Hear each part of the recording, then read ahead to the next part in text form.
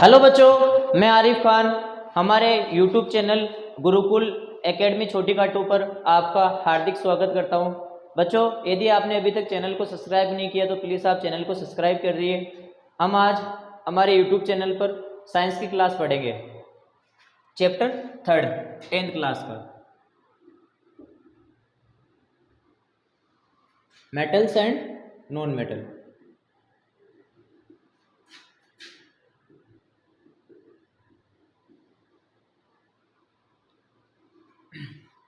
Metals and non metal. बच्चों, अपने generally बात ये आती है कि periodic table completely metals and non metal से भरी हुई है। कुछ पार्ट है जो नॉन मेटेलॉइड्स है। जैसे मैं बात करता हूँ पीरियोडिक टेबल की,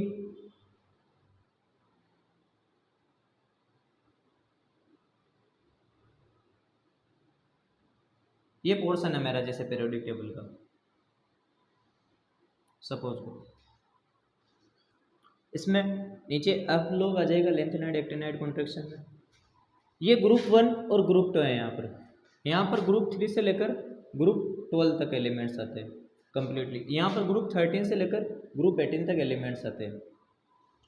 ग्रुप फर्स्ट और ग्रुप सेकंड जितने भी एलिमेंट है वो उन्हें बोलते हैं एस ब्लॉक एलिमेंट। क्या बोलते हैं? S block element. ग्रुप 3 से लेकर ग्रुप 12 तक जितने भी एलिमेंट है उन्हें बोलते हैं डी ब्लॉक एलिमेंट। ग्रुप 13 से लेकर ग्रुप 18 तक जितने भी एलिमेंट होते हैं उन्हें बोलते हैं पी ब्लॉक एलिमेंट। अब बच्चों बात आती है कि अपने पास ये जो एस ब्लॉक एलिमेंट है कंप्लीटली ग्रुप 1 और ग्रुप सेकंड, ये कंप्लीटली मेटल्स है। क्या है? कंप्लीटली मेटल्स है। ये जो ग्रुप 3 से लेकर ग्रुप 12 तक डी ब्लॉक एलिमेंट है ये भी कंप्लीटली मेटल्स है। और ये जो ग्रुप 13 से लेकर ग्रुप 18 तक पी ब्लॉक एलिमेंट है, इनमें कुछ लोचा है, कुछ मेटलॉइड्स है और कुछ नॉन मेटल्स है।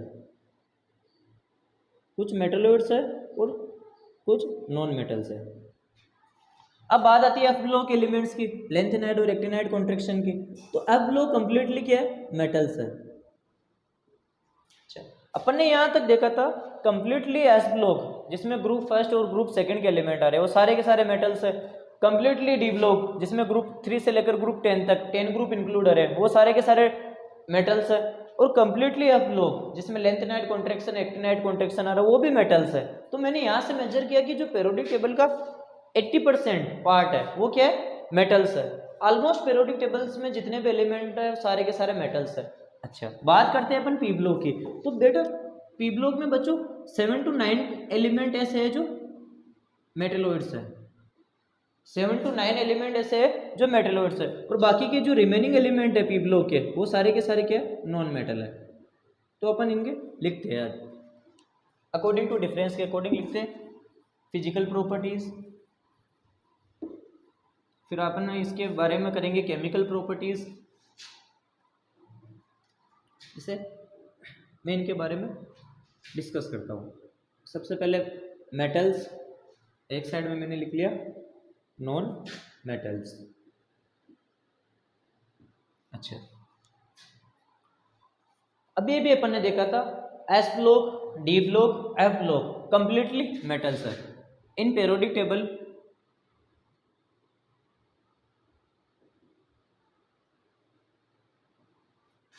S block, D block and F block are metal. ये सारे के सारे क्या है? मेटल्स है। एस ब्लॉक, डी ब्लॉक और F block completely periodic table में मेटल्स है। अब बात करते हैं हम पी ब्लॉक की। इन पीरियोडिक टेबल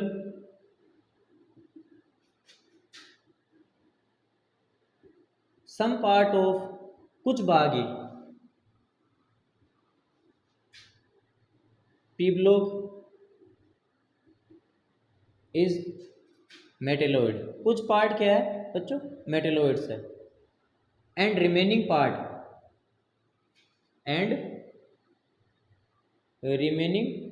पार्ट और जो बचा हुआ पार्ट है पीरियोडिक टेबल के पी ब्लॉक का वो क्या है? कंप्लीटली नॉन मेटल है। कैसा है? नॉन मेटल है। ये तो अपन ने डिस्कस कर लिया कि भाई metal S block, D block और एफ ब्लॉक मेटल है, और पी ब्लॉक का कुछ पार्ट मेटलोइड्स है और बाकी रिमेनिंग पार्ट क्या है, नॉन मेटल्स है। अच्छा, अब अपन बात करते हैं कि मेटल डोनर होती है या एक्सेप्टर होती है, मेटल डोनर होती है या एक्सेप्टर होती है। जैसे मैं बात करता हूँ सोडियम एलिमेंट की, सपोज मैं बात कर रहा हूँ सोडियम एलिमेंट की, पेरियोडिक टेबल में 11 नंबर पर आ रहा है। यदि मैं इसका इलेक्ट्रॉनिक कॉन्फ़िगरेशन करूंगा, इलेक्ट्रॉनिक कॉन्फ़िगरेशन 2 8 और 1 आएगा। आउटर मोस्ट सेल में एक इलेक्ट्रॉन है, आउटर मोस्ट सेल में एक इलेक्ट्रॉन है, यानी आउटर मोस्ट सेल इसकी वैलेंसी हो गई, यानी इसकी वैलेंस इलेक्ट्रॉन में बता सकता हूँ कितने हैं, ओनली 1 है, सिंगल वैलेंस इलेक्ट्रॉन है, यानी इस पर चार्ज आएगा Na+। कोई से भी मेटल पर, कोई से भी एलिमेंट पर जब पॉजिटिवली चार्ज आता है वो सारे के सारे क्या है, मेटल्स है। फर्स्ट ऑफ ऑल तो यहाँ से मेरे को पता चल गया ये मेटल है, ठीक है। सेकंड केस, यदि पॉजिटिवली चार्ज आ रहा है तो ये अपने इलेक्ट्रॉन डोनेट करेगा, किसी ना किसी को डोनेट करेगा, तो ये मैं बोल दूंगा कि metals are donor, all metal are, all metals are donor, सारे के सारे मेटल डोनर हो गई। इसी से मैं तीसरा पॉइंट बता सकता हूं कि मेटल्स होती है इलेक्ट्रोपॉजिटिव होती है, मेटल्स आर इलेक्ट्रोपॉजिटिव, मेटल कैसी होती है, इलेक्ट्रोपॉजिटिव होती है। अच्छा, ये भी बता दिया। अब मैं बता सकता हूं कि चार्ज कैसा होगा, मेटल्स पर कैसा चार्ज होगा, पॉजिटिव चार्ज होगा, नेगेटिव चार्ज होगा, कैटायन बनेगा, एनायन बनेगा, वो भी यहां से डिस्कस कर सकते हैं। देखो आयंस के बारे में बात करता हूं मैं, कैसा आयन बनाएगा। अभी सोडियम के बारे में डिस्कस कर रहे थे, वापस देखो सोडियम 11 नंबर पर आता है पेरियोडिक टेबल में। यदि मैं इसका इलेक्ट्रॉनिक कॉन्फ़िगरेशन कराऊंगा, ECG करवाऊंगा इसकी 2 8 और 1, आउटर मोस्ट सेल में अभी भी एक इलेक्ट्रॉन है। यदि एक इलेक्ट्रॉन में किसी को डोनेट करूंगा तभी मेरा इनर ऑर्बिटल कंप्लीट हो पाएगा। भाई इनर ऑर्बिटल कंप्लीट करने के लिए मेरे को ये इलेक्ट्रॉन डोनेट करना पड़ेगा, मजबूरन करना पड़ेगा किसी को, तो मैं बोल सकता हूँ कि ये डोनर है, यानी इसने एक इलेक्ट्रॉन डोनेट कर दिया किसी को। सोडियम है, इसने अपना एक इलेक्ट्रॉन डोनेट किया, क्या किया, अपना एक इलेक्ट्रॉन डोनेट किया, और ये क्या हो गया, इनर ऑर्बिटल को कंप्लीट कर रहा है, यानी ये अपना एक इलेक्ट्रॉन डोनेट कर रहा है, ये कैटायन बना रहा है। क्या बना रहा है, फॉर्मेशन ऑफ कैटायन, कैटायन का फॉर्मेशन कर रहा है। कौन कर रहा है कैटायन का फॉर्मेशन, सोडियम, सोडियम क्या है, मेटल है। तो आयंस क्या होते हैं यहाँ पर, मेटल्स में कैटायन होते हैं। कैसे होते हैं, कैटायंस, कैटायन फॉर्मेशन करता है। फॉर एग्जाम्पल यही आपका सोडियम यहाँ पर एक इलेक्ट्रॉन देके कैटायन बना रहा है, कैसा बना रहा है, कैटायन बना रहा है। अब बात करते हैं अपन नॉन मेटल की, ये जो सारे के सारे पॉइंट है नॉन मेटल में डिस्क्राइब कर लेते हैं। सबसे पहले second point, all metals are donor, यहाँ पर एक्सेप्टर लिख दो, non metals are acceptor.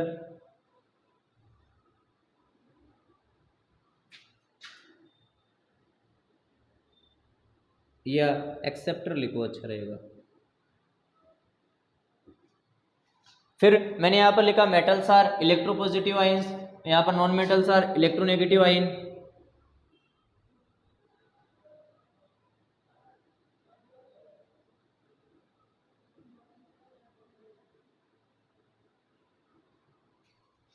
Electronegative ions, non metal में क्या होता है, इलेक्ट्रोनेगेटिव आयंस होता है। वापस आयंस की बात करते हैं, भाई कौन सा आयंस बनेगा, कैटायन बनेगा, एनायन बनेगा, पॉजिटिव आयन बनेगा, नेगेटिव आयन बनेगा। तो यहाँ पर एनायन बनता है बच्चों, कैसे बनता है अभी देखते हैं। यदि मैं बात करता हूँ क्लोरीन की, किसकी बात कर रहा हूँ, क्लोरीन की डिस्कशन करता हूँ। क्लोरीन पेरियोडिक टेबल में 17 नंबर पर आ रहा है, क्लोरीन पेरियोडिक टेबल में 17 नंबर पर आ रहा है। इसकी इलेक्ट्रॉनिक कॉन्फ़िगरेशन कराता हूँ यदि मैं, तो 2 8 और 7 आ रहा है। आउटर मोस्ट सेल में इसके पास 7 इलेक्ट्रॉन है, कितने इलेक्ट्रॉन है, 7 इलेक्ट्रॉन आउटर मोस्ट सेल में। इसको बस केवल अपना ऑक्टेट कंप्लीट करने के, इनर ऑर्बिटल कंप्लीट करने के लिए केवल एक एलिमेंट की रिक्वायरमेंट है। यदि इसके पास एक इलेक्ट्रॉन कहीं से आ जाता है तो ये अपना ऑक्टेट कंप्लीट कर पाएगा। तो ये क्या चाहेगा कि मेरे पास कहीं से एक इलेक्ट्रॉन गेन हो, भाई ये चाहेगा। तो मैंने बोल दिया कि नॉन मेटल्स होती है वो सारी की सारी एक्सेप्टर होती है। कैसी होती है, एक्सेप्टर होती है, किसी से अपने इलेक्ट्रॉन ले लेती है, खुद के इलेक्ट्रॉन अपने पास ले लेती है, दूसरों के इलेक्ट्रॉन ये बोलती है आने दो आने दो, ठीक है। तो मैंने यहाँ पर बोल दिया कि नॉन मेटल एक्सेप्टर है, प्रूव्ड हो गया यहाँ से। इलेक्ट्रोनेगेटिव आयन है, अभी देखते हैं कैसे। मैं बात कर रहा हूँ क्लोरीन की, इसे रफ कर देते, मैं बात कर रहा हूँ क्लोरीन की।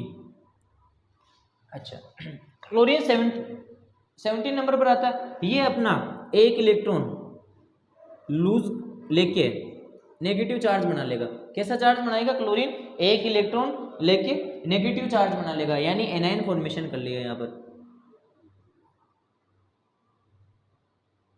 फॉर्मेशन ऑफ एनायन, क्या कर लिया? एनायन का फॉर्मेशन कर लिया। अच्छा, तो अपन ने यहाँ तक अभी 4 पॉइंट में ये देखा है कि सबसे पहले metals S block, D block, F block are metal. In periodic table some part of P block are metal while some are non metalloids। बच्चों अब अपन ने देखा था कि some element S block, D block and F block are metal while some element p block are metalloid and remaining part is non metal। Second अपन ने देखा था कि ऑल मेटल्स आर डोनर, सारी की सारी जो मेटल्स होती है वो डोनर होती है। All non metals are acceptor, सारी की सारी जो नॉन मेटल होती है एक्सेप्टर होती है। थर्ड पॉइंट अपन ने देखा metals are electropositive ion. Metal कौन सा आयन बनाती है? Electropositive ion. यहाँ पर लिख दो आप electropositive ion. While non metal are electronegative ion. Non metal electronegative ion बनाती है। फोर्थ पॉइंट अपन ने देखा था आयंस की बात करते हैं। यदि केटायन बना रही है, एनायन बना रही है, कौन सा आयन बना रही है? तो जितने की जितने मेटल्स होती है ना वो केटायन फॉर्मेशन कर रही है। कैसे कर रही है अभी अपन ने देखा था। यहाँ पर सोडियम 11 नंबर पर आता है। ये अपना एक इलेक्ट्रॉन लॉस कर रहा है, लॉस करके अपना केटायन फॉर्मेशन कर रहा है। क्या कर रहा है? केटायन फॉर्मेशन कर रहा है, अपना एक इलेक्ट्रॉन डोनेट करके किसी को। जब भी प्रोडक्ट साइड में इलेक्ट्रॉन ऐड होता है यानी डोनेशन हो रहा है, यहाँ पर इलेक्ट्रॉन डोनेट हो रहा है। तो मेटल सारी की सारी इलेक्ट्रॉन डोनेट करके केटायन बना रही है। यहाँ पर अभी एनायन के बारे में बात करेंगे। एनायन में देखो इलेक्ट्रॉन किस साइड में ऐड हो रहा है? रिएक्टेंट पोर्शन में। और यदि रिएक्टेंट पोर्शन में अपना इलेक्ट्रॉन ऐड हो रहा है, इसका मतलब है कि जो भी एलिमेंट है वो इलेक्ट्रॉन ले रहा है किसी से। तो नॉन मेटल्स क्या कर रही है? इलेक्ट्रॉन ले रही है और ये इलेक्ट्रॉन लेकर अपना एनायन फॉर्मेशन कर रही है। अभी और अपन इनके बारे में डिफरेंस देखेंगे।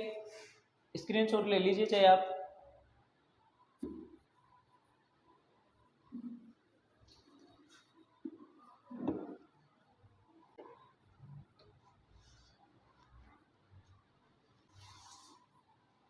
देखो कंप्लीट बोर्ड रफ कर दिया। एक बार वापस ऊपर से लिखते हैं मेटल और नॉन मेटल।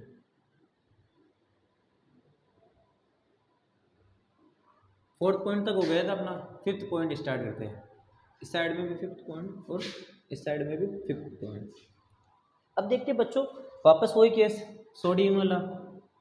किसी भी एक एलिमेंट को उठा लो आप, उठा लिया पेरियोडिक टेबल में से, कितने नंबर पर आता है? 11 पोजीशन पर आता है। अच्छा, कुछ नहीं करना है, इसकी ईसीजी करवानी है। एक बार क्या हुआ था ईसीजी के केस में, देखो जैसे जनरली अपन बीमार तो होते ही है, ठीक है बच्चों। तो बीमार होते हैं तो हॉस्पिटल में जाते हैं डॉक्टर के पास। हॉस्पिटल में जाने के बाद जांचें लिखता है। तो यहाँ पर भी ये सोडियम है ना, बीमार हो गया था बेचारा। जैसे डॉक्टर के पास गया, डॉक्टर ने बोला भाई साहब आप जाते ईसीजी करवाओ। चलो ईसीजी करवा लेंगे। ईसीजी के रूम में चला गया। ईसीजी में जाते इसको ईसीजी कर दी नॉर्मल, ठीक है। अच्छा, उसने कुछ लिख दिया पर्ची में, चलो ये रवाना हो गया। फिर इसको जाते जाते ये बोला इधर आओ, ठीक है। आ गया बेचारा। बोला कि पहले आपको 2 टेबलेट लेनी है। कितनी लेनी है? 2 टेबलेट लेनी है। सेकंड केस में आपको 8 टेबलेट लेनी है। कितनी? 8 बढ़ा दी आपकी डोज। थर्ड केस में भी 8 टेबलेट लेनी है। उसने सोचा यार ये क्या हो गया कि फर्स्ट केस में मेरे को 2 टेबलेट के लिए बोल रहा है, सेकंड केस में मेरे को 8 टेबलेट के लिए बोल रहा है, थर्ड केस में मेरे को वापस 8 टेबलेट के लिए बोल रहा है, फिर 18 के लिए बोल देता है, फिर 32 के लिए बोल देता है, फिर 64 के लिए। टेबलेटें बढ़ा रहा जाए भाई, ये टेबलेटें बढ़ाते जा रहा है। फिर इसने जो डॉक्टर था उसने बोला कि सर आप 2 मिनट और सुनिए मेरी बात कंप्लीटली, कि आपको ये जो 2 टेबलेट लेनी है ना, 8 टेबलेटें ये लेनी है ना, या तो आप इलेक्ट्रॉन किसी को डोनेट करके लेना, समझ रहे हो, या तो आप टेबलेट किसी को दे देना, इनसे कम मत लेना, या किसी से उधार मांग लेना आप। फाइनली आपको 2-8 के रेशियो में चलना है। भाई ये जबरदस्त कंडीशन दे दी। देखो इसके अकॉर्डिंग करते हैं इसकी ईसीजी। सबसे पहले 2, सेकंड केस में 8 इलेक्ट्रॉन, थर्ड केस में 1 बचा रिमेनिंग, 2 8 10 1 11 हो गया। इसके अकॉर्डिंग मैंने ईसीजी कर दी। अब देखो इस रूल को 2 वाली कंडीशन को फॉलो कर रहा है, ये सेकंड 8 वाली कंडीशन को फॉलो कर रहा है, ये थर्ड। यहाँ पर कंडीशन फॉलो नहीं हो रही है। यहाँ पर 7 इलेक्ट्रॉन की रिक्वायरमेंट है, इसके आउटर मोस्ट सेल में ओनली सिंगल इलेक्ट्रॉन है। अब सोडियम की क्या मार्केट में कोई वैल्यू नहीं है ज़्यादा, इसकी इज्जत नहीं है कोई, तो इसको अब 7 इलेक्ट्रॉन कौन देगा बेचारे को, इसके पास एक ही इलेक्ट्रॉन है। अच्छा, इसी में आपने बोला था देखते समय कि या तो आप किसी को इलेक्ट्रॉन अपने डोनेट कर देना या किसी से ले लेना, बट इनर ऑर्बिटल अब मेरा कंप्लीट होना चाहिए, यानी ऑर्बिट पूरा कंप्लीटली फुलफिल्ड होना चाहिए, नोबल गैस कॉन्फ़िगरेशन होना चाहिए मेरा, आउटर ऑर्बिटल में कोई इलेक्ट्रॉन नहीं रहने चाहिए मेरे पास। अब देखो मेरे पास यहाँ पर आउटर मोस्ट सेल में अभी भी 1 इलेक्ट्रॉन है, तो मैं क्या चाहूंगा कि मैं इलेक्ट्रॉन किसी को दे दूं भाई, जैसे इलेक्ट्रॉन दूंगा Na+ चार्ज आ जाएगा मेरे पास पर भाई, अपने जैसे इलेक्ट्रॉन दूंगा मेरे पास Na+ चार्ज आ जाएगा और मेरा ये ऑर्बिट कंप्लीट हो जाएगा, इनर ऑर्बिट 2 और 8 इलेक्ट्रॉन, और यहाँ पर तो मेरे पॉजिटिवली चार्ज आ गया, मैंने कैटायन का फॉर्मेशन कर लिया। तो यहाँ से मेरे को पता चला जिसकी भी आउटर मोस्ट सेल में वैलेंस इलेक्ट्रॉन 1 हो, 2 हो और 3 हो, वो क्या है, सारे के सारे मेटल्स है, बट एक एक्सेप्शन है, नहीं कह सकते, हाइड्रोजन की बात करते हैं। हाइड्रोजन 1 नंबर पर आता है पीरियोडिक टेबल में, ठीक है। यदि इसकी इलेक्ट्रॉनिक कॉन्फ़िगरेशन करूंगा, बेचारा अकेला है, अकेले जाएगा, ठीक है, एक यही, अच्छा 1 आ रहा है आउटर मोस्ट सेल में, बट ये नॉन मेटल है, ये एक्सेप्शन है। 1 आते हुए भी ये मेटल नहीं है, ये नॉन मेटल है, hydrogen is a non metal. तो एक्सेप्शन का आप काफी ध्यान रखना है, यहाँ पर एक्सेप्शन बहुत आते हैं।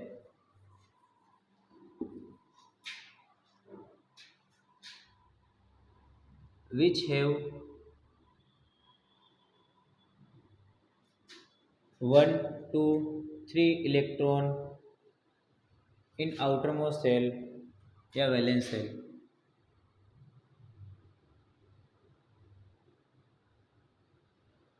outermost सेल या valence shell, all are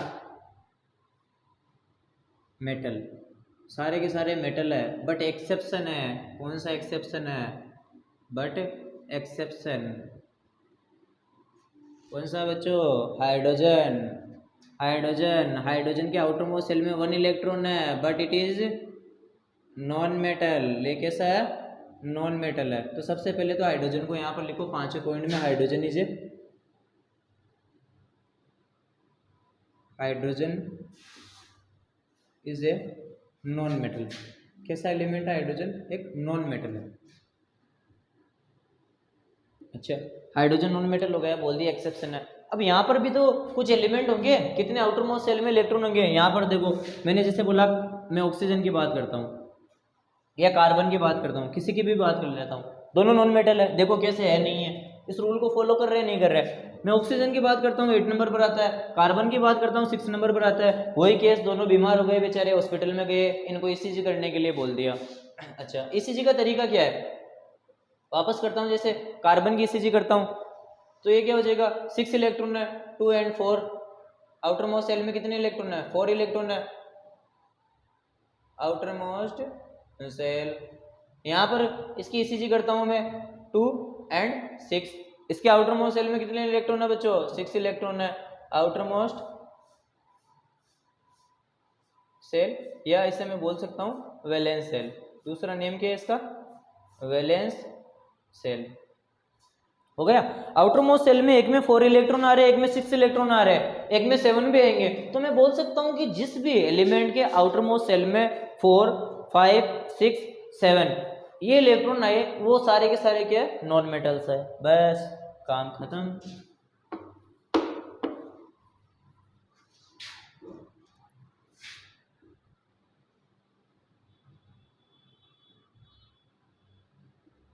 which have 4, 5, 6, 7 electron in outermost cell,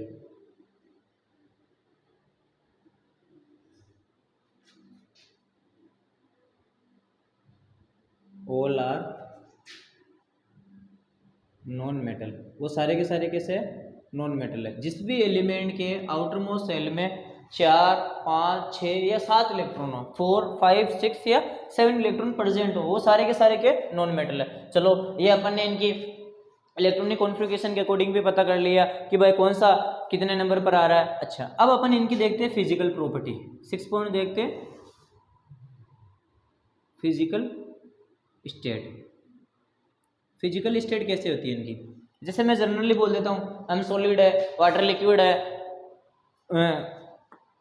oxygen gas है, वैसे इसकी भी स्टेट होती है भाई। मेटल्स जो मेटल होती है उनकी भी स्टेट होती है। तो जनरली आपको पता है मेटल हार्ड होती है, तो मेटल कैसे होती है जनरली? सॉलिड। यहां पर लिख दूंगा जनरली मेटल्स कैसे होती है? सॉलिड होती है। मेटल्स की बात चल रही है तो मैंने मेटल्स लिखा नहीं है। जनरली मेटल्स कैसे होती है बच्चों? सॉलिड होती है। बट एक्सेप्शन है इसमें भी, कुछ एक्सेप्शन बहुत खराब कर रहे हैं यहाँ पर। एक्सेप्शन है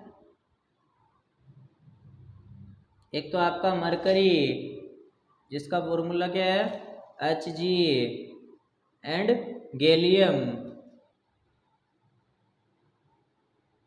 जिसका फॉर्मूला है Ga। ये दोनों के दोनों ये काम खराब कर रहे हैं अपना। दोनों के दोनों लिक्विड है। कहाँ पर? रूम टेम्परेचर पर। बोथ आर लिक्विड, दोनों के दोनों लिक्विड है मेटल होते हुए भी, at room temperature, room temperature पर। ठीक है बच्चों। अब यहां पर देखते हैं फिजिकल स्टेट के बारे में। 6 पॉइंट है फिजिकल स्टेट। अब नॉन मेटल्स होती है ना, वो जनरली मेटल जैसे सॉलिड है, वैसे नॉन मेटल सॉलिड फॉर्म में भी पाई जाती है, लिक्विड फॉर्म में भी अपने को होती है मेजर, और गैसियस फॉर्म में भी होती है। सारे के सारे, जैसे कार्बन नॉन मेटल है, इसकी बहुत सारे फॉर्म्स है, डायमंड हुआ, ग्रेफाइट हुआ, ये सॉलिड फॉर्म में मिल रहा है, आयोडीन है। ठीक है, ये सारी की सारी अलग अलग फॉर्म्स में अपने को प्रोवाइड होती है। तो नॉन मेटल्स ए पॉइंट है, non metal exist in solid, liquid and gaseous form. तीनों फॉर्म्स में मिलती है अपने को कंप्लीटली, सॉलिड, लिक्विड और गैसियस। अच्छा, मैं बात करता हूँ सबसे पहले गैसियस फॉर्म की, कि गैसियस कितने नॉन मेटल है जो मेरे को एग्जिस्ट होती है। अच्छा, गैसियस तो बच्चों पूरी पेरियोडिक टेबल में केवल 11 नॉन मेटल ऐसी है जो गैसियस फॉर्म में अपने को एग्जिस्ट होती है। किस फॉर्म में? कंप्लीटली पूरी पेरियोडिक टेबल में 11 नॉन मेटल है जो कैसे होती है? गैसियस फॉर्म में होती है। कंप्लीटली पूरी पेरियोडिक टेबल में केवल एकमात्र 11 एलिमेंट है। उनमें से जैसे एग्जाम्पल है आपका ऑक्सीजन का है, ठीक है, आपका और कार्बन गैस हो गया कंप्लीटली भाई, आपकी क्लोरीन हो गई, यहाँ पर हाइड्रोजन हो गया। ठीक है, ये सारी की सारी जो नॉन मेटल्स है ना, वो किस फॉर्म में अपने को मिलती है? गैसेस फॉर्म में मिलती है। अब लिक्विड के बारे में बात करते हैं। लिक्विड तो लिक्विड में बेचारा अकेला है हमारे जैसे, केवल एकमात्र कंप्लीटली पेरियोडिक टेबल में सिंगल एलिमेंट जो नॉन मेटल होते हुए लिक्विड फॉर्म में एग्जिस्ट होता है, वो कौन है? बोरोन है। कौन है? बोरोन है। यूनिक है but, one non metal is liquid. केवल एकमात्र सिंगल नॉन मेटल क्या है? लिक्विड है। One non metal is liquid, और उसका नेम क्या है? उसका शख्स का नेम है बोरोन। क्या है? Boron, sorry bromine, bromine, Br, फिर कल बार आई कि आंटी ब्रोमीन। केवल एकमात्र ब्रोमीन ऐसा नॉन मेटल है जो लिक्विड है। नॉन मेटल भी और किस फॉर्म में पाया जाता है? लिक्विड फॉर्म में पाया जाता है अपने को। अच्छा, बाकी के सारे जितने भी बचे अब सॉलिड में क्या हो जाएंगे? अब रिमेनिंग जो पी ब्लॉक में से एलिमेंट बच रहे हैं, देखो 11 तो यहाँ पर हो गए, 12 12 एलिमेंट तो ऐसे हो गए अपने पास, और जितने भी रिमेनिंग एलिमेंट्स है वो क्या है? सारे के सारे सॉलिड है। ऑल रिमेनिंग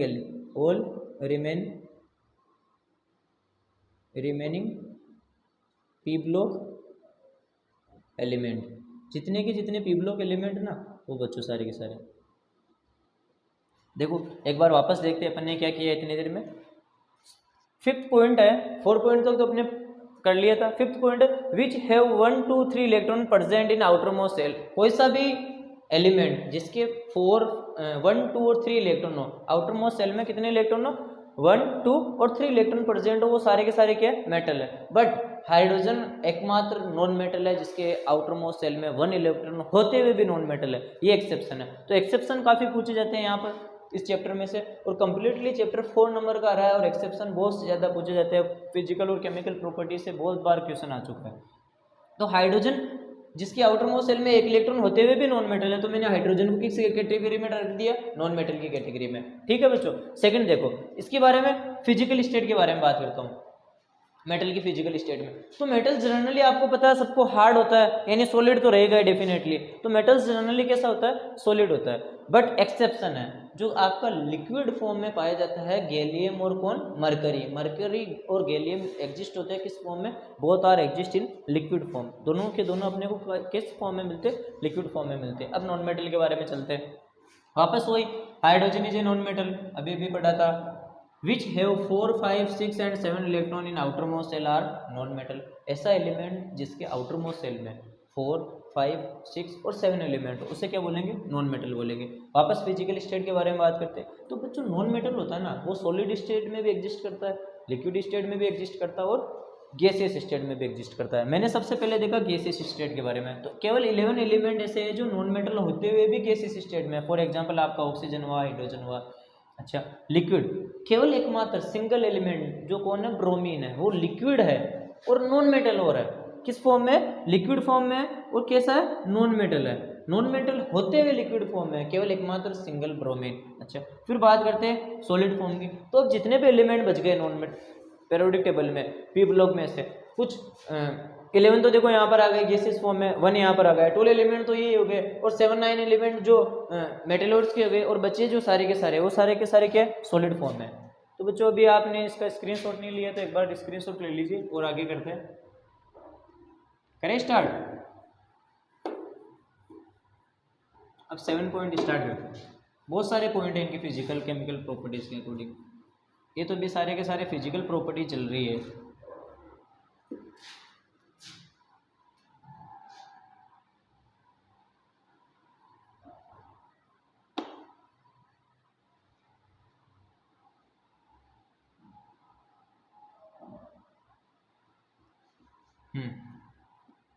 अब देखते लस्टर, 7वां पॉइंट, लस्टर।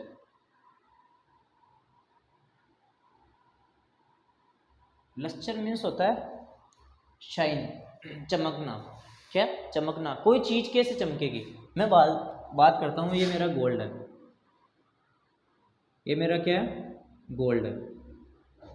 यदि ये गोल्ड इसकी प्योर स्टेट में, ये गोल्ड मेटल है, यदि ये गोल्ड इसकी प्योर स्टेट में खुद ही ऑटोमेटिकली चमक रहा है, मैं बाहर से कोई ना तो इस पर कुछ पाउडर लगा रहा हूँ ना कुछ फेस वॉश लगा रहा हूँ, यदि खुद ही ओरिजिनल शाइन दे रहा है, तो उसे क्या बोलते हैं, लस्टर बोलते हैं। तो लस्टर की एक बार आपको डेफिनेशन लिखा देता हूँ, यहाँ से आप नोट डाउन कर लेना। Metal in their pure state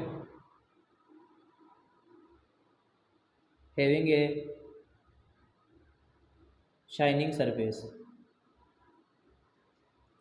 shining surface, this property is known as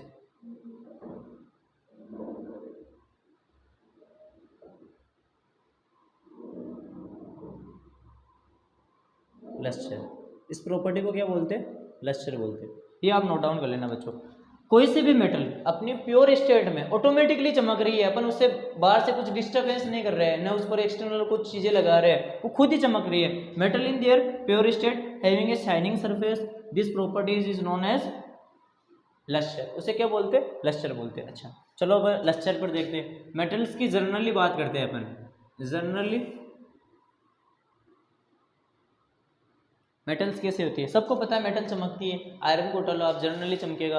कोई सा भी एल्यूमिनियम को उठा लो आप किसी भी उठा लो, गोल्ड को, सिल्वर को, किसी को भी उठा लो, मेटल्स जनरली लस्टर होती है। जनरली कैसे होती है metal, metals are generally lustre, generally चमकती है। सारी की सारी मेटल्स जो जनरली क्या होती है, चमकती है। बट एकमात्र ऐसे मेटल्स है जो मेटल होते हुए भी नाम खराब कर रही है सारी की सारी मेटल्स का, वो कौन से, लेड, पीबी। पीबी मेटल है फिर भी नहीं चमकती है, बट एक्सेप्शन,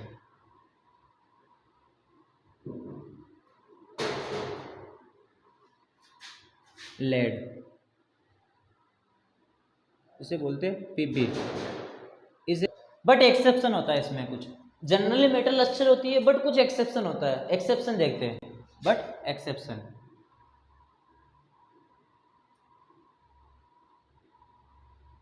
ये एक्सेप्शन क्या आ गया बेचारा, एक्सेप्शन। आपका एक मेटल है, पूरे पेरियोडिक टेबल में एक मेटल होते हुए भी मेटल का नाम खराब कर रहा है, कौन है? लेड, पीबी, इसे बोलते हैं लेड। पीबी एक मेटल है, फिर भी ये क्या है? लस्टर नहीं है, डल है। पीबी क्या है? मेटल है, कैसा एलिमेंट है? मेटल एलिमेंट है, बट इट इज डल, ये चमकता नहीं है, शाइनिंग नहीं करता है बिल्कुल भी। तो लस्टर की प्रॉपर्टी में कौन नहीं आ रहा है? केवल एक लेड। लेड एक मेटल होते हुए भी नहीं चमक रहा है, यानी इसकी प्रॉपर्टी में नहीं आ रहा, तो एक्सेप्शन बोल दिया मैंने। अच्छा, यहाँ पर देखते हैं, ये नोट डाउन कर लिया होगा आपने। यहाँ पर देखते हैं लस्टर के बारे में 7 पॉइंट।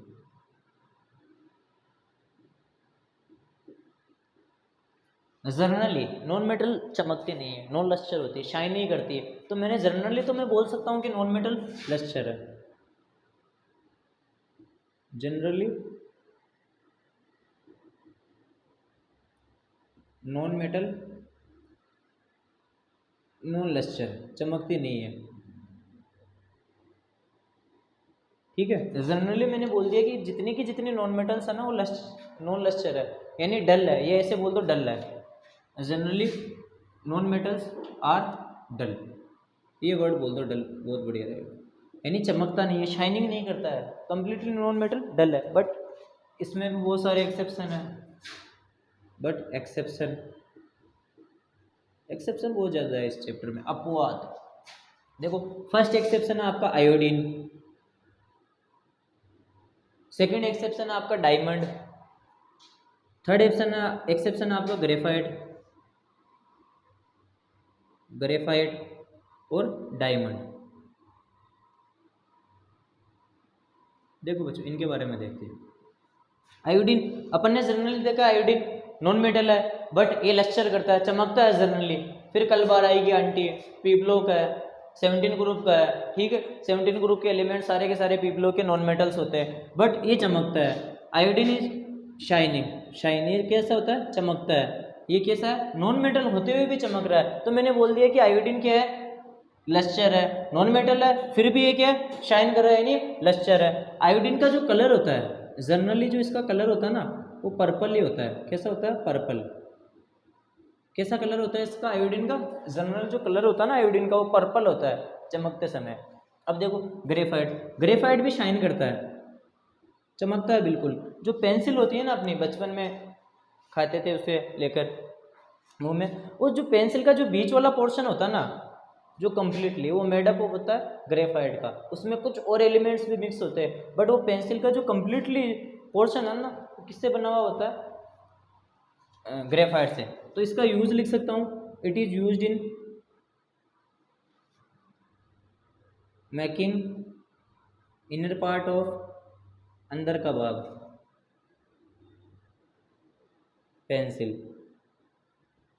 पेंसिल का अंदर का भाग किससे बनाया जाता है? ग्रेफाइट से। अच्छा, ग्रेफाइट, दूसरी बात, ग्रेफाइट क्या है? कार्बन का फॉर्म है, फॉर्म ऑफ कार्बन। यहां से मैं लिख सकता हूँ फॉर्म्स ऑफ कार्बन, ये कार्बन का फॉर्म है, ये एलोट्रोप है कार्बन का। एलोट्रोप कार्बन के दो है, डायमंड और ग्रेफाइट। तो ये कार्बन का एलोट्रोप है, और कार्बन क्या है? नॉन मेटल है। कैसे की सुनोगे प्यारे बाबू? 6 नंबर पर आ रहा है पेरियोडिक टेबल में, नॉन मेटल्स में आ रहा है। तो मैंने बोल दिया कि ग्रेफाइट नॉन मेटल होते हुए भी लस्टर है, तो मैंने इसको एक्सेप्शन में रख दिया। वापस डायमंड की बात करते हैं। Diamond is allotrope of carbon, diamond is a allotrope of carbon.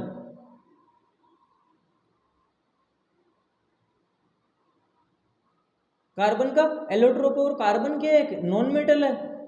Carbon कैसे है बच्चों? एक नॉन मेटल है। अच्छा, नॉन मेटल होते हुए भी चमक रहा है, तो मैंने यहाँ पर इसको एक्सेप्शन में रख दिया।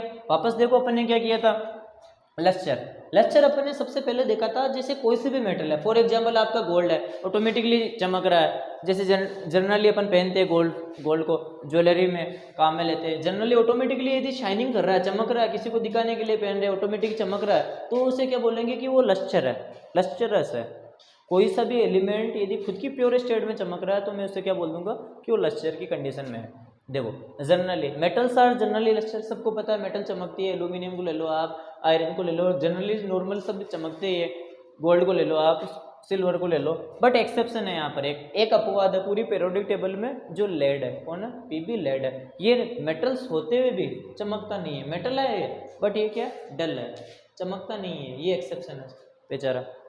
अब देखो बात करते हैं यहाँ पर लश्चर की, नॉन मेटल में। तो नॉन मेटल जनरली सबको पता है डल होती है। कैसी होती है? डल होती है, चमकती नहीं है। बट कुछ नॉन मेटल है जो चमकती है। किसने बोला नहीं चमकती है? हम बता रहे चमकती है। देखो आयोडीन, आयोडीन क्या है? शाइन करता है, सबको पता है, नॉन मेटल है फिर भी शाइन कर रहा है, ग्रुप नंबर 17 का एलिमेंट है।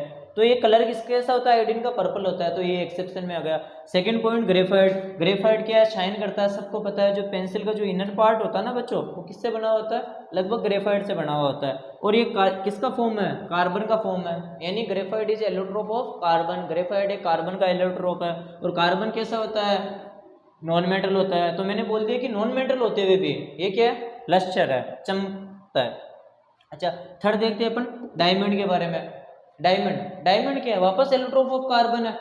अरे भाई डायमंड क्या है? एलोट्रोप ऑफ कार्बन है, तो एलोट्रोप ऑफ कार्बन है वापस। अच्छा, एलोट्रोप ऑफ कार्बन है और फिर भी चमक रहा है, तो मैंने बोल दिया कि ये नॉन मेटल होते हुए भी चमक रहा है, यानी ये एक्सेप्शन में आ रहा है। वापस इसका एड पॉइंट करते हैं आगे।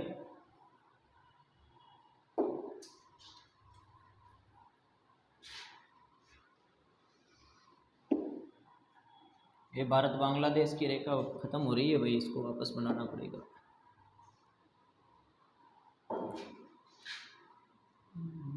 तुम तुम्हारे घर, हम हमारे घर, साइड में उसको, साइड में इसको। अच्छा, अब देखते हैं बच्चों अपन इसमें हार्डनेस। 8 पॉइंट में देखते हैं अब हार्डनेस।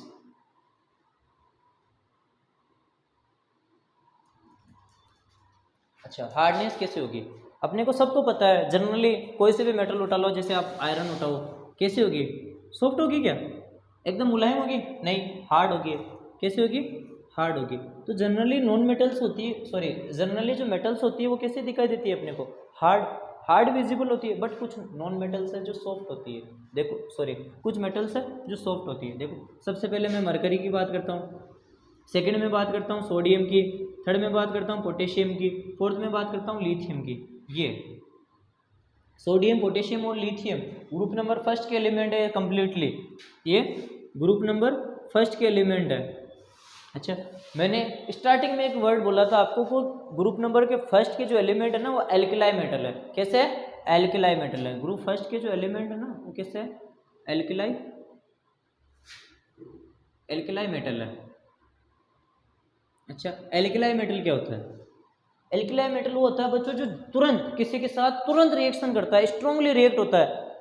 क्या होता है? स्ट्रांगली रिएक्ट होता है। ये एल्किलाई मेटल क्या होते हैं? स्ट्रांगली रिएक्ट होते हैं। कैसे रिएक्ट होते हैं?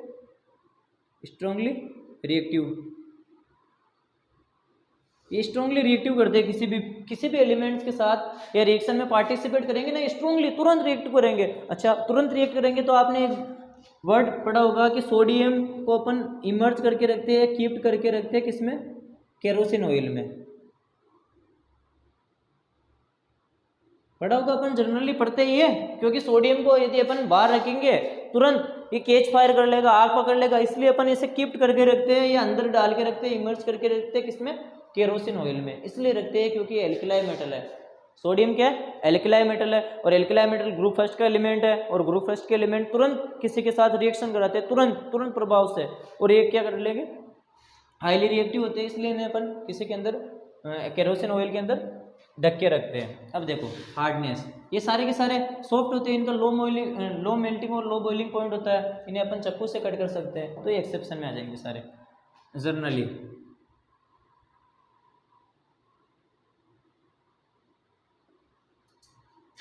मेटल्स आर हार्ड, कैसी होती है?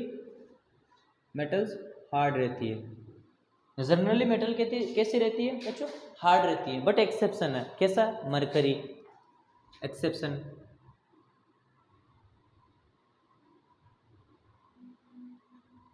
एक्सेप्शन आपका मरकरी है, आपका सोडियम है, आपका पोटेशियम है, आपका लिथियम है। ऑल आर मेटल, सभी के सभी क्या है? ऑल आर मेटल, सभी के सभी क्या है? मेटल है, सारे के सारे मेटल है, बट सॉफ्ट है। They can be cut with knife, they can be cut with knife, इन्हें अपन चाकू से काट सकते हैं इजीली, इतने सॉफ्ट है। ये सारे के सारे क्या है बच्चों, नॉन मेटल है, सॉरी सारे के सारे मेटल्स है। आपका मरकरी हुआ, आपका सोडियम हुआ, आपका पोटेशियम हुआ, आपका लिथियम हुआ, और सोडियम पोटेशियम और लिथियम को तो अपन चाकू से कट कर सकते हैं इजीली में। ये सारे के सारे तीनों में क्या है, एलिमेंट इतने सॉफ्ट है कि अपन इन्हें चाकू से कट कर सकते हैं, इतनी ज़्यादा सॉफ्ट है ये जो सोडियम पोटेशियम और लिथियम है ना बच्चों, इतने ज़्यादा सॉफ्ट है कि इन्हें आप चाकू ले, जैसे केक काटते हैं ना बर्थडे में, छोटे बच्चों के बर्थडे में, कट कट कट वैसे कट कर सकते हैं इन्हें इजीली। अच्छा, यहाँ पर बात करते हैं हार्डनेस की।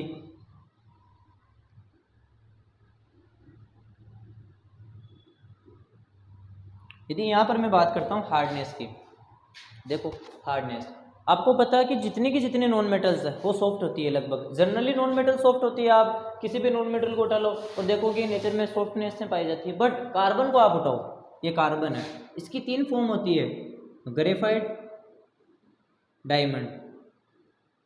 ये जो कार्बन के एलोट्रोप है दोनों के दोनों, भाई दोनों के दोनों कार्बन की फॉर्म ही है, ऐसे एलोट्रोप है। अच्छा, ये डायमंड आपको हार्ड नहीं दिखाई देगा, डायमंड आपको जनरली देखते हो ना हार्ड दिखाई देता है, हार्डनेस ही होती है इसमें। डायमंड में क्या होता है, हार्डनेस होता है। अच्छा, डायमंड किसका फॉर्म है, एलोट्रोप है, कार्बन का। कार्बन क्या है, एक नॉन मेटल है, क्या है, नॉन मेटल है। अच्छा, नॉन मेटल होते हुए भी ये क्या है, हार्ड है।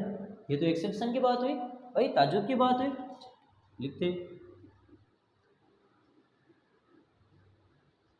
जनरली नॉन मेटल कैसे होती है, सॉफ्ट होती है।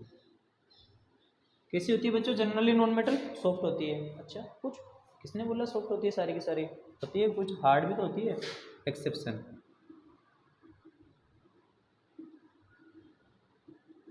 डायमंड कौन है, डायमंड जब करते थे समझ लेकिन नहीं लेकर, डायमंड कौन है, डायमंड आपका हीरा, डायमंड क्या है, सॉरी हार्ड है, नॉन मेटल होते हुए भी हार्ड है ये। अच्छा, ये कर लो आप, फिर 9 पॉइंट चलते हैं आगे, करे रफ,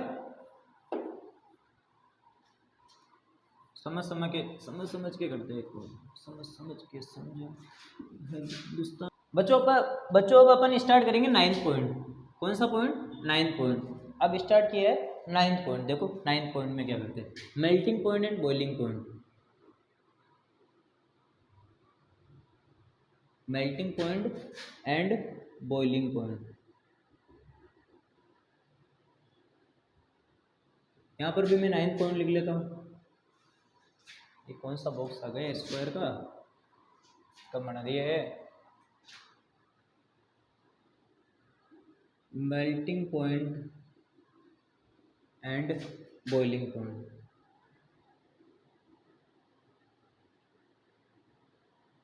देखो क्या होता है मेल्टिंग पॉइंट, क्या होता है बॉइलिंग पॉइंट, बचपन में अपन ने नर्सरी क्लास में पढ़ रखा है। देखो मेल्टिंग पॉइंट, आपको पता है मेटल्स जनरली, एक कॉन्सेप्ट पर रहना, मेटल्स जनरली हार्ड होती है, श्योर हार्ड होती है, तो अपने को पता है यदि उन्हें मेल्ट करेंगे तो बहुत ज़्यादा हाई मेल्टिंग पॉइंट देना पड़ेगा, ठीक है। तो मैं यहाँ पर बोल सकता हूँ कि जो जनरली मेटल्स होती है ना वो हाई मेल्टिंग पॉइंट होता है। Generally metals have high MP and BP. कैसा होता है, high melting point and boiling point. Madhya Pradesh Bhopal Pradesh नहीं है, एमपी और बीपी है, melting point and boiling point. Generally जितने सारी की सारी नॉन मेटल्स होती है ना वो हाई मेल्टिंग और बॉइलिंग पॉइंट रहता है उनका, बट एक्सेप्शन है, एक्सेप्शन बहुत काफ़ी है। एक्सेप्शन है आपका मरकरी, अच्छा जी, जिसे क्या बोलते हैं मरकरी, इसका क्या है, लो मेल्टिंग पॉइंट है और लो बॉइलिंग पॉइंट है, लो एमपी एंड बीपी, इसका लो मेल्टिंग और बॉइलिंग पॉइंट है। कौन सा बच्चों, मरकरी। जनरली जितनी की जितनी मेटल्स होती है, मेटल है high MP and BP, metals का क्या होता है, हाई मेल्टिंग और बॉइलिंग पॉइंट होता है, बट एक्सेप्शन क्या है, मरकरी। मरकरी आपका क्या है, लो मेल्टिंग पॉइंट है। अब देखो यहाँ पर करते हैं, जनरली अपने को पता है नॉन मेटल्स कैसे होती है, सॉफ्ट होती है, सॉफ्ट होती है तो लो मेल्टिंग और बॉइलिंग पॉइंट रहेगा, तो यहाँ पर लिख देते हैं जनरली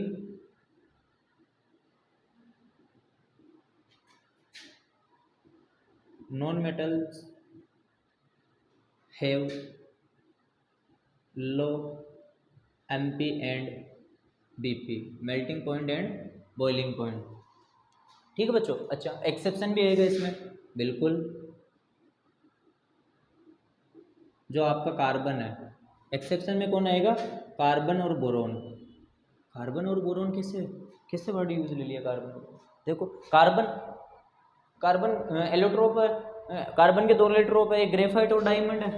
क्या है? एक ग्रेफाइट है, दूसरा क्या है? डायमंड है। यदि इन्हें अपन मेल्ट करना चाहेंगे दोनों को, तो अपने को हाई मेल्टिंग पॉइंट देना पड़ेगा और हाई बॉइलिंग पॉइंट देना पड़ेगा। तो मैं कह सकता हूँ कि जो डायमंड और ग्रेफाइट है ना, सॉरी, डायमंड और ग्रेफाइट, ये दोनों किसकी फॉर्म है? कार्बन की फॉर्म है। और कार्बन कैसा है? नॉन मेटल है। एक्सेप्शन में बोल दिया भाई मैंने। जनरली नॉन मेटल्स कैसे होते हैं? सॉफ्ट होते हैं, तो इनका लो मेल्टिंग और बॉइलिंग पॉइंट रहता है। बट कार्बन और बोरोन का क्या होता है? हाई एमपी रहता है। कार्बन और बोरोन का high MP and BP, high melting point और बॉइलिंग पॉइंट रहता है। अब देखो, तो वापस बात करते हैं। ये नोट डाउन कर लिया आपने? स्क्रीनशॉट ले लीजिए। 10 पॉइंट पर चलते हैं, इनकी डेंसिटी के अकॉर्डिंग। फिर देखेंगे इनकी बॉन्डिंग, फिर देखेंगे इनकी मेलेबिलिटी, डक्टिलिटी। अभी तो बहुत सारे पॉइंट बाकी है, खत्म ही नहीं होते मेटल एंड नॉन मेटल के पॉइंट, चलते जाते हैं। 10 पॉइंट आता है इनकी डेंसिटी के अकॉर्डिंग। अच्छा, मेटल सबको पता है जनरली हार्ड होती है। भाई मेटल्स क्या होती है? जनरली सारी के सारी हार्ड होती है, तो हाई डेंसिटी होगी। भाई पार्टिकल्स पास पास में होते हैं। मेटल्स में क्या होता है? पार्टिकल क्लोजर होते हैं, जो कि जो सारे के सारे पार्टिकल्स होते हैं ना, ऐसे क्लोजर होते हैं। तो डेंसिटी में मेटल्स में पार्टिकल क्या होते हैं? क्लोजर होते हैं। भाई जितने के जितने पार्टिकल्स रहेंगे मेटल में, वो पास पास में रहेंगे। पास पास में यदि पार्टिकल्स रहेंगे तो हाई डेंसिटी होगी। तो जनरली मेटल्स की क्या होती है? हाई डेंसिटी होती है। कैसी होती है बच्चों? हाई डेंसिटी होती है।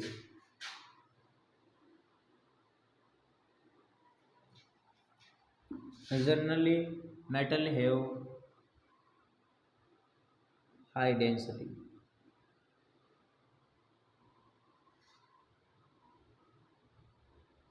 सबको पता है जनरली मेटल्स की हाई डेंसिटी होती है। किस लिए होती है? क्योंकि पार्टिकल्स पास पास में रहते हैं। बट एक्सेप्शन है, कौन सा? सोचो सोचो, सोचने की क्या दिक्कत है? सोडियम पोटेशियम हुआ आपका एक्सेप्शन। आपका कौन सा हुआ? Sodium and potassium. सोडियम और पोटेशियम क्या है? मेटल होते हुए भी सॉफ्ट है। यदि सॉफ्ट है तो इनकी डेंसिटी भी क्या होगी? लो होगी। इनका लो मेल्टिंग बॉइलिंग पॉइंट रहता है। ये क्या है? एक्सेप्शन है। इनकी लो डेंसिटी होती है। कैसी होती है? लो डेंसिटी होती है। अच्छा, डेंसिटी की बात करते हैं यहाँ पर नॉन मेटल में। 10 पॉइंट डेंसिटी। वही बात, नॉन मेटल्स क्या होती है? थोड़ा पार्टिकल थोड़े थोड़े से दूर में रहते हैं, लो डेंसर होता है, यानी लो डेंसिटी होती है इनकी। जनरली यदि मैं बात करूँ तो कैसा होता है? जनरली यदि मैं बात करूँ तो लो डेंसिटी होती है। कैसी होती है बच्चों? Low density. अच्छा, इसमें कौन सा एक्सेप्शन है? कार्बन। कार्बन आपका क्या है? नॉन मेटल है।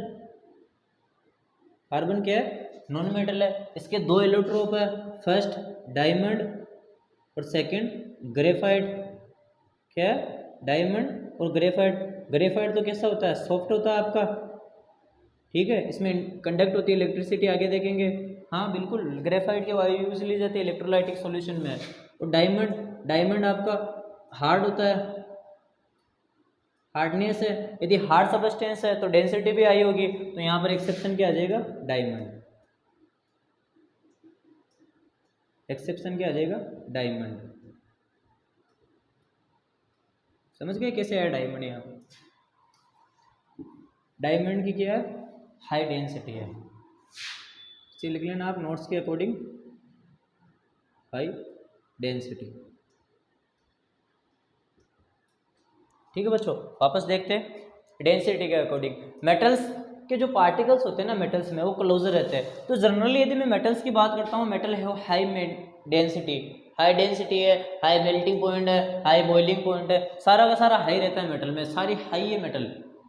अच्छा एक्सेप्शन, आपको पता है सोडियम और पोटेशियम ग्रुप फर्स्ट के एलिमेंट है, एल्कलाई मेटल है, सॉफ्ट है, तो इनकी लो डेंसिटी होगी, ये क्या है लो डेंसर है, लो डेंसिटी होती है। अच्छा वापस नॉन मेटल की बात करता हूँ डेंसिटी में, तो नॉन मेटल बेचारी लो डेंसिटी होती है, ठीक है, अपने जैसे कोई दिक्कत नहीं है, लो डेंसिटी होती है, बट नॉन मेटल में भी कुछ है, कुछ रहते हैं ना एक्सेप्शन अपवाद, वो कौन है, डायमंड है, डायमंड नॉन मेटल होते हुए भी हाई डेंसिटी है इसकी, कैसी है, हाई डेंसिटी है। अब फाइनल पॉइंट अपन करते हैं 11 पॉइंट आज का, फिर अगली क्लास में देखेंगे, वो होगा अपना बॉन्डिंग।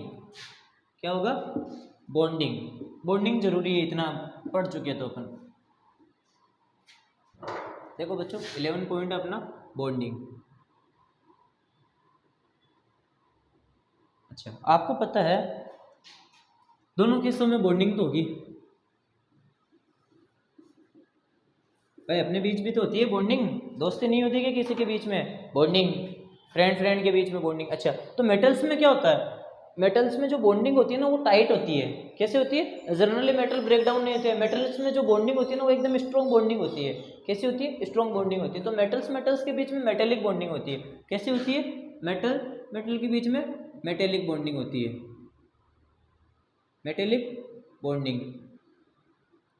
कैसी बॉन्डिंग होती है मेटल्स मेटल्स के बीच में, मेटेलिक बॉन्डिंग होती है, जैसे सोडियम के बीच में कर लो, कोई से भी मेटल्स के बीच में कर लो, आप आयरन आयरन के बीच में कर लो, वो जैसे आयरन आयरन के बीच में कर लिया आपने, गोल्ड गोल्ड के बीच में कर लिया, एजी के बीच में कर लिया। तो मेटल्स के बीच में जितनी की जितनी बॉन्डिंग्स होती है ना कंप्लीटली, वो कैसी रहती है, मेटेलिक बॉन्डिंग रहती है। बट नॉन मेटल्स की बात करते हैं, नॉन मेटल्स बेचारे वीक रहते हैं, तो यहाँ पर वीक वंडरवाल फोर्स लगता है, क्या लगता है, वीक वंडर